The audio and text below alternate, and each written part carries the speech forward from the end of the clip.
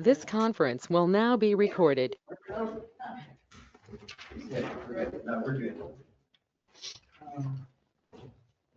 our agenda is the special use permit review for Sunset Slush. All right, so tonight in front of you, you have an application from Sunset Slush, a mobile Italian ice and ice cream truck. So this is going to be very similar to the Dairy Duck and the Frosty Flounder that we've had our past two meetings.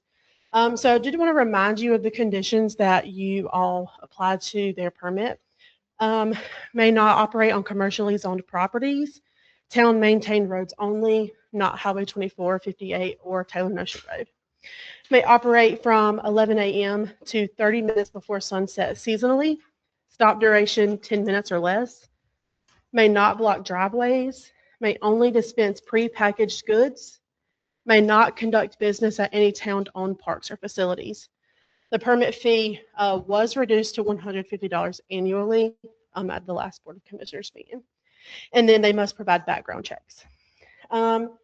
So Sunset Slush is a little different as they do not have prepackaged goods. You have a menu available in your packet if you want to review that. And then the applicant is present in the audience tonight if you have any questions for them.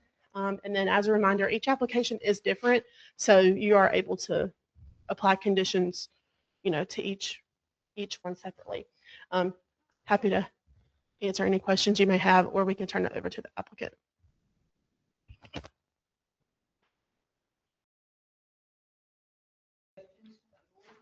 No, ma'am. Madam Vice Chair, if I may, I'd like to make a motion. Certainly. I noticed that you're not selling prepackaged. So do you scoop ice cream? And we have Italian ice and we have ice cream. Okay, sorry. I'm used to selling ice cream. I'm not working on that. We sell a classic Italian ice, which is like a sherbet, basically. It comes prepackaged to us in 2.5 gallon tubs, like big ice cream tubs. And we hand scoop that and then hand it out. We also sell premium hand dipped ice cream. We do have a couple of prepackaged novelties, but that's not what we do. Like, that's just something we've added because customers ask us about it. But what we really are is Sunset Slush. So the Italian ice is our primary item that we offer and that we want to continue to offer, and then we added the ice cream. But we are hand scooping. Yes. Now, does the health department regulate hand scooping? So with the ice cream and Italian ice, we are exempt from the health department regulations. Not to say that we don't follow the regulations, but we are exempt. We do have kept from the health department a letter that indicates we are exempt from that. We pride ourselves in trying to be as careful and as mindful about health department regulations. We wear gloves even though we are not required to wear gloves on the truck and in our training, and try to be as careful as possible. Gotcha. I asked that because in the early days, I used to scoop the ice cream at Golf and Dolphin. And it was a messy, it was a messy business. Now, I'm sure ices are a little different, but it was messy and I had to retreat to the pro shop often to wash my hands. The ice is a little different than Yes. the ice cream, yes. Yes, yes. Thank you for that explanation. Yeah, I have it. Yeah, better you can email it. Would you prefer I email it? That's fine, yes, ma'am. Either one works. Okay. We just want one for the file. All right. I can give you that. Any other questions? We'll entertain a motion. Oh, pardon me. Does anybody else want to speak to this issue? Yeah. We also have got samples up there too, for. We brought in some. We're ready. We're ready. All right. Thank you. I just want to mention before I get to my motion, they frequent my neighborhood and I absolutely myself run out there to get what they are serving. So on to my motion, I recommend approval of the special use permit for Sunset Slush With the conditions. per our conditions that have already been set. Yes, ma'am. Do I have a second? I'll second. Thank you. Any more discussion? How do we vote? All in favor? So we will recommend to the Board of Commissioners, we're only an advisory board, but we will recommend adoption of this special use or granting this special use permit.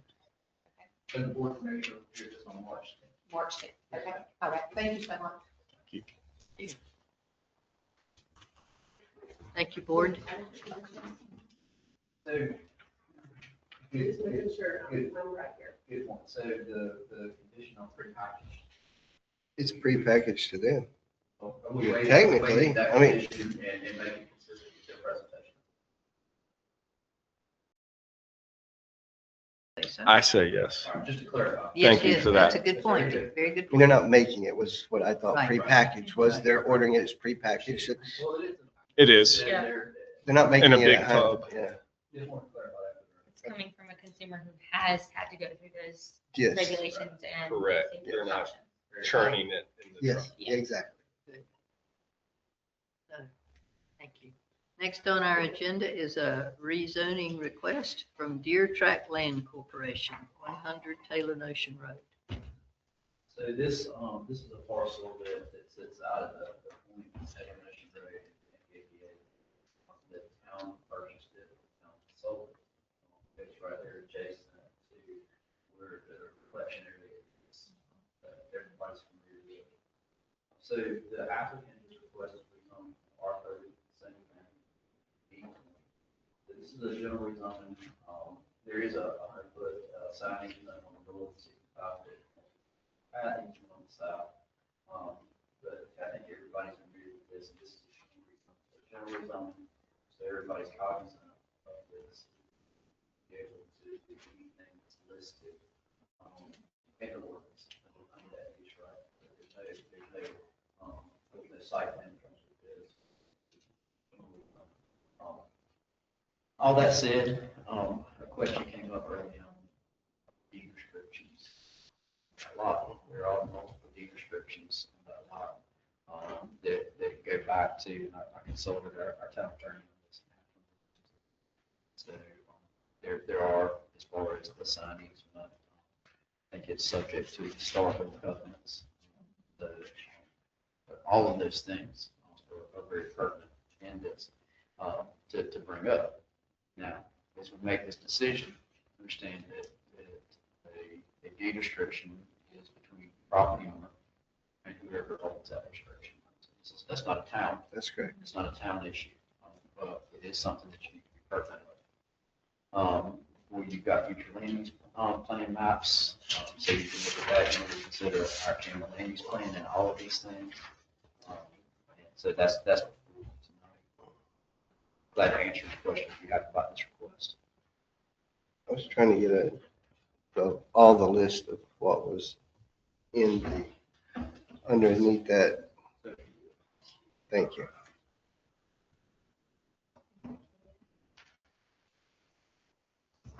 Thank you. All right, so B. All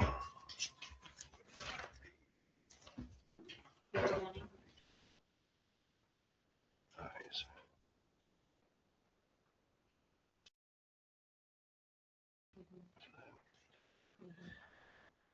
so it's like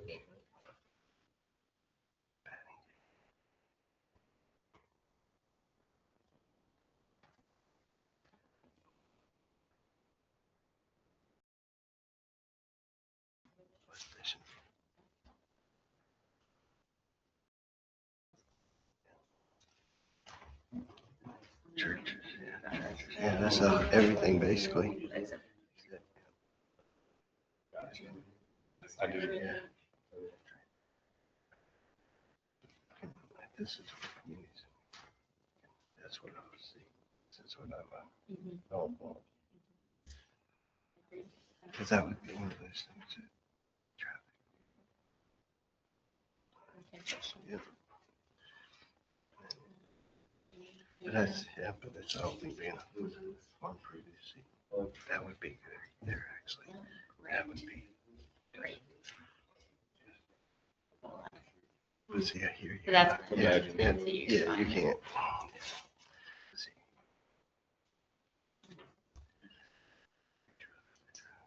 It's basically everything.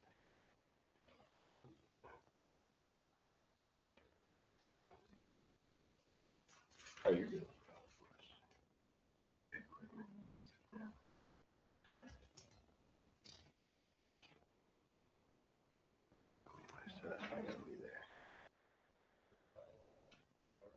See, this is the one I'm having. Just in general. Can we table?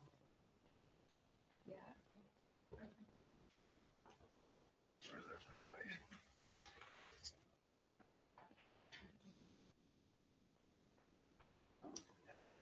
While the members of the board are checking out the uses within the B20, I have a question, please. Except the easements, accepting the easements, how much usable area remains in this lot? Thank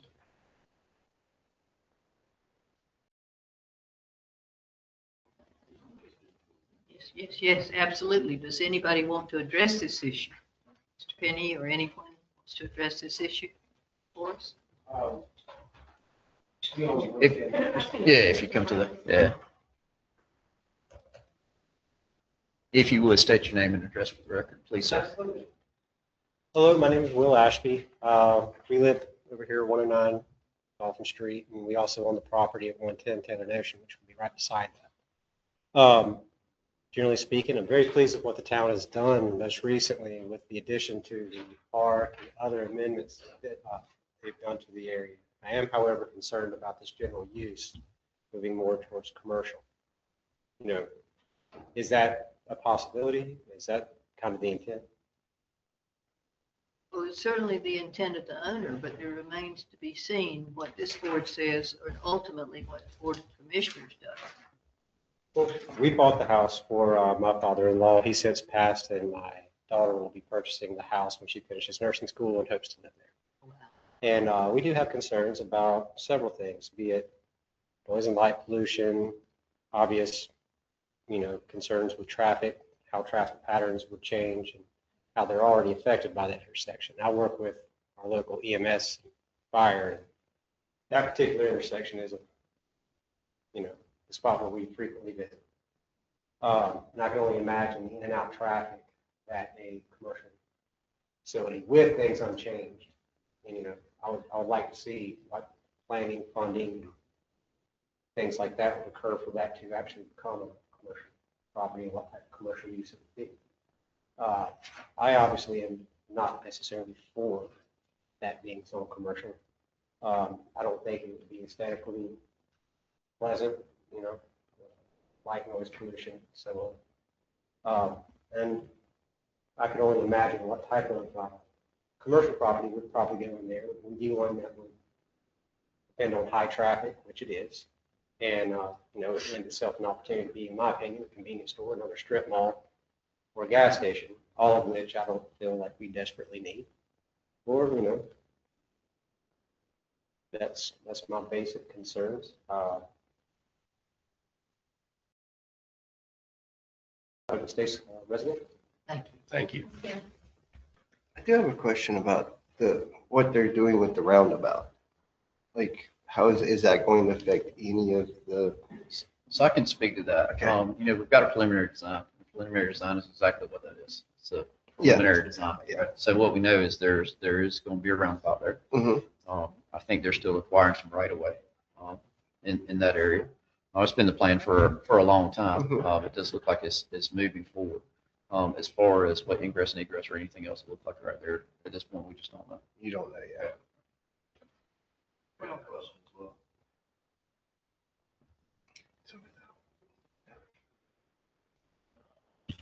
My name's Gavin Benford. I also stay at 109 Dolphin Street with the plans of moving into the adjacent property over at Taylor Ocean.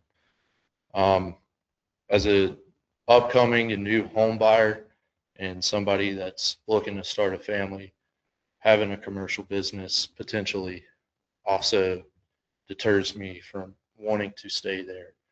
And just asking if you could take that into consideration, traffic, light pollution, environmental factors, things like that.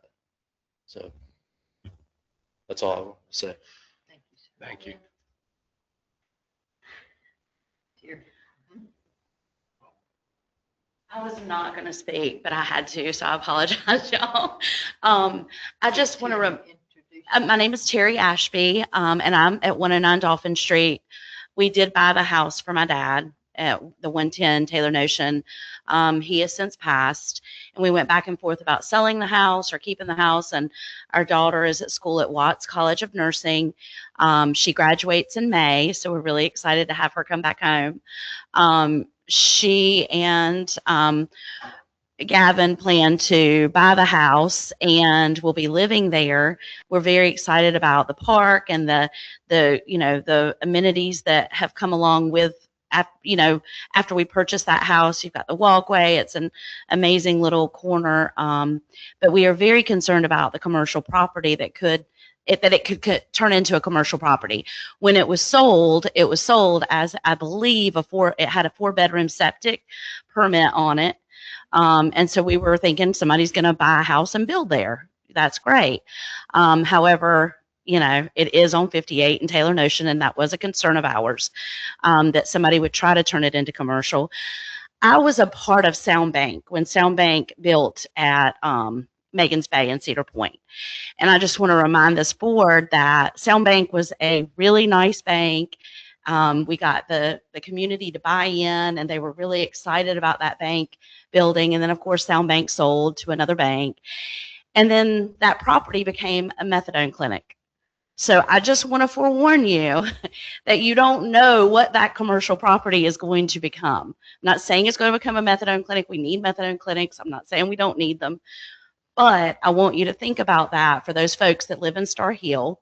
I want you to think about all of that traffic. We've had so many accidents in that area that for that to become commercial, and we've got a park there now, you've got people walking on the walkway. I want you to really think about that before you make your vote. That's it. Thank you so much. Thank you. Anyone else? Mr. Penny, yes, sir. If you'll identify yourself.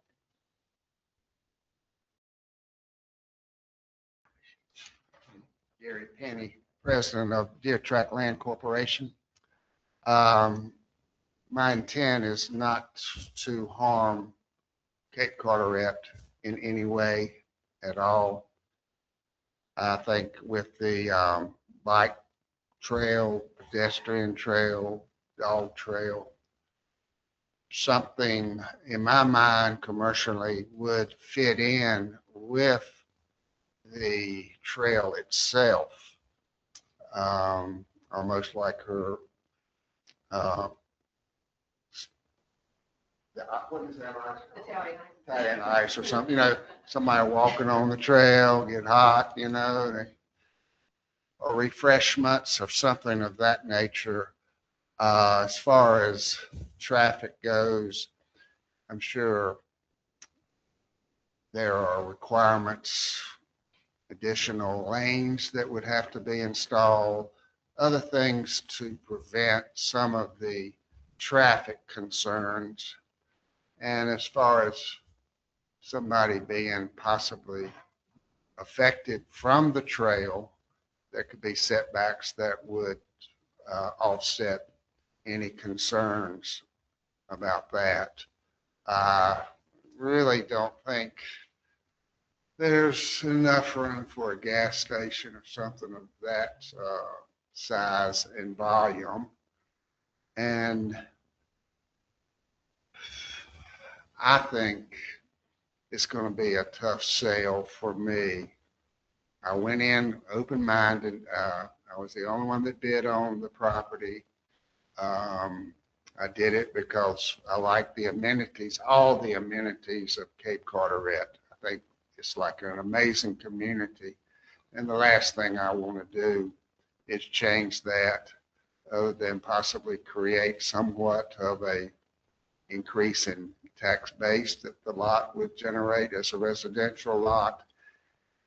And I am having a little feedback. Like I said, I went in with my eyes wide open with it being on Highway 58. I personally can stand on that lot. It's not that noisy, but some people, they really can't quite, right off the bat, they think of noise. And that's why I think it would actually work with the proper setbacks and any ordinance change from residential to commercial would possibly resolve some of the concerns of the residents. Thank you. Well, before you leave, board members have questions. Mike? I apologize. What was your name and address, sir? My name is Gary Penny, 2917 Tavistock Drive in Durham, North Carolina. I also have a double wide in Ocean Spray off VFW Road. That's how I found out about the property. But my main residence is in Durham, North Carolina. Okay. Thank you, sir. Any other questions? Well, I guess if you have something in mind, sort of, on it being rezoned, have you thought about maybe, I don't know, trying to figure out exactly what you were kind of leaning towards putting in there before wanting it rezoned? I'm just curious on that one. It's really something small in nature. You see, but possibly a bank. I'm sorry what happened about South Bank, but or something of that nature. But something, I would be open to anything. I really don't have a fixed idea other than I really want to work with the town of Cape Carteret and what they might think would fit in. And that would be something I would follow as far as I could possibly follow it. At one point, Mr. Penny, you told me that the reason you bought it was to have access to the pier, the fishing and the boat ramp and so forth, as being a property owner. What has changed that outlook? There's not been any change in that outlook whatsoever. But I do have a grandson and he goes down to the little pier. I call it Intercoastal Waterway, but whatever that's at. And I noticed a sign that nobody could park down there unless they are a resident of Cape Carteret. And I've even looked at another piece of property that you owned, that I'm not saying that this is the last piece of property I'm gonna own in Cape Carteret. I love it down here. It's gonna be a growing area. More and more people can, I'm sure they come from all directions, but people from Raleigh can get down here in a little over 2 hours now. And when I started coming to Atlantic Beach and Moorhead, where I first had a vacation home, it was close to 3 hours. So it's getting, time-wise, a shorter distance, and more people are going to be coming down. And I think y'all are doing a great job at Cape Carteret, and it's a concept I want to buy in on. So just to make it clear, I don't know what property you're referring to that you looked at that is belonging to me.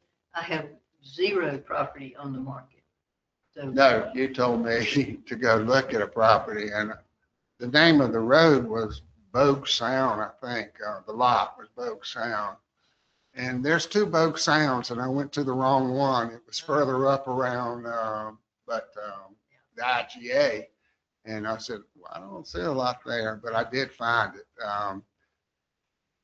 You just told me about the lot, Paxton, that's all. You didn't say you were going to sell me that lot. You no way, if I said you were going to sell it, you just wanted, I'm interested in the area, so I rode by and looked at it. It's a very nice lot. So your interest is still to keep this lot and not sell it, because you did have for sale signs on it. No, I'm gonna sell the lot. And then what about your grandson using the parks and so forth? I'll have to buy another piece of property on Cape Carteret. I see. Just clarify. That's right. Now, you were kind enough to come to my office Friday with the Department of Transportation representative who shared with me plans for the roundabout. Yes, And you told me, and he confirmed, that they are acquiring more of this property from you. that's right. Now, is this going to interfere with access from 58 or have you talked to them about entrance and exit from this property? It won't affect it at all.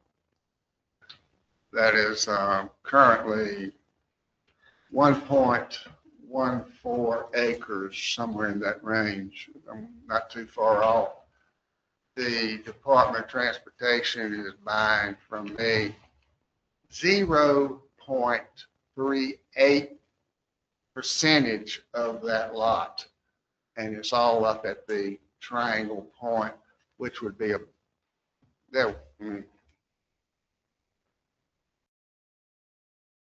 I don't see it changing anything. Yes, sir. And who would establish the setbacks you mentioned? I'm sure I'd have to qualify from zoning, whatever the B12, I mean, B20 zonings are. I'm not exactly sure who I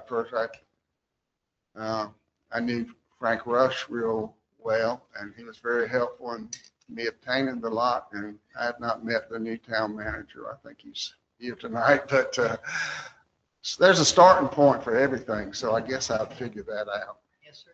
Now, when you bought the lot, clearly in the deed, it's subject to restrictive covenants residential as well as zoning residential. That's right. Well, why would the town change the zoning?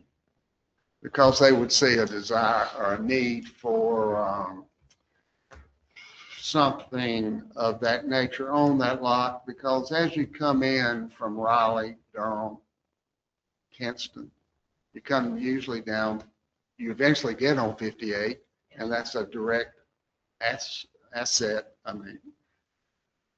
into Emerald Isle, Cedar Point, some of Swansboro. And I think it'd be more desirable as a commercial lot than residential, I think. Yeah, with the proper fencing and that sort of nature, some different shrubbery, different planting to camouflage some of the residential area for the residential neighbors from the commercial property. And the possible additional revenue for Cape Carteret. Thank you, sir. Any other questions from the board? Any other questions from the public? Thank you, Mr. Thank you for your time. Thank you. All right. Is there a discussion? Just like to kind of walk y'all through Yeah. this, if this is okay. So you know that we have to consider this statement of plan consistency and reasonableness. And before you tonight, you have your future land use plan out of your camera land use plan. Okay, so that should come into consideration. Surrounding property should come into consideration. All of those things. I think it's important that you're cognizant of the deed restrictions, but again, I want to make sure that should not weigh into your decision. No, okay, so that should not be part of your decision, but you need to be cognizant of those things. What you need to look at is the adjacent and surrounding uses. Is this consistent with your vision for Cape Carteret, specifically this lot? And then is it reasonable in the public interest? You know, that process is very statutory. We've talked about that before. We've kind of instituted this, and you've got that before you tonight in how you make this decision. So. And also the wishes of the neighbors Sure. should be taken into consideration. All right, the board will entertain a motion.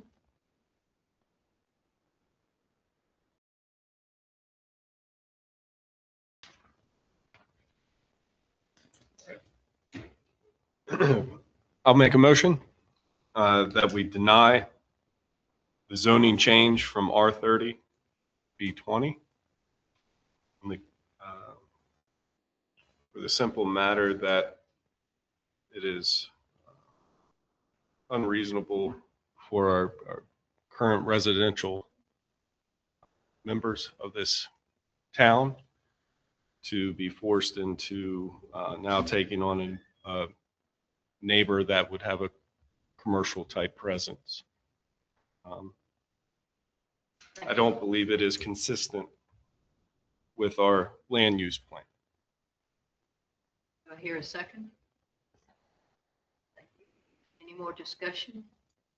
Yes, please. Yes, sir. So as we do that, I want to make sure we capture that motion wholly, okay? So you don't believe that it is consistent with the objectives, policies, and of the Campbell Land Use Plan. So if you look, that parcel is noted as single-family residential, that future land use plan map. Is that the reason why you would That say is correct.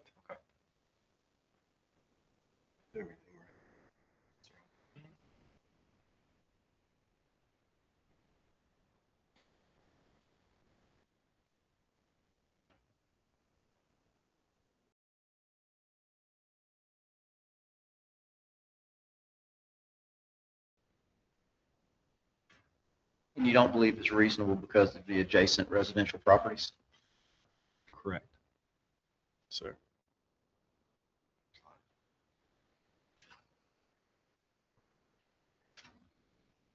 Just want to make sure I captured Yes, that sir. correct. Thank you. Absolutely. Do it correctly.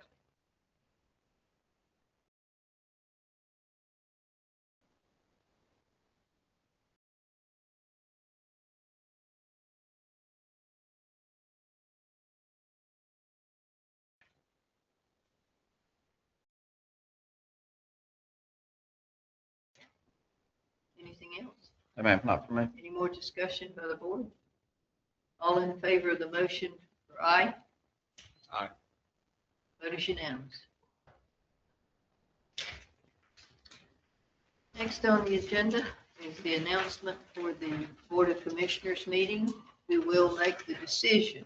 This is only an advisory board. So the next meeting of importance is March 10th, 2026. Who wants to volunteer to report to the board? I believe I can, just double check one. Okay, March 10th. All right, Meredith Petrilli will brief the board on Monday, March 10th. Next planning board meeting is Tuesday, March 17th. Comments? Nope. Mr. Denby, any comments? It's good to get a temperature above freezing. Yes. I'll mention that. Sir. Kind of thawed out a little bit. Good. I have found out that I would much rather throw on baggies and flops than 8 layers and still be cold. Perfect, perfect. Mr. Granger. No comment. Ms. Petrilli. Thank you. I have no comment. Does the staff have comment? We have no comment. Thank you. Do I hear a motion to adjourn? I make a motion, we adjourn. Thank you, Jeremy. All in favor? Give her a second, Allison. Thank you. All right. The important meeting is March the 10th. Oh, I gotta have Yes, ma'am. The Board of Yeah, I gotta have Commissioners my meeting. thing.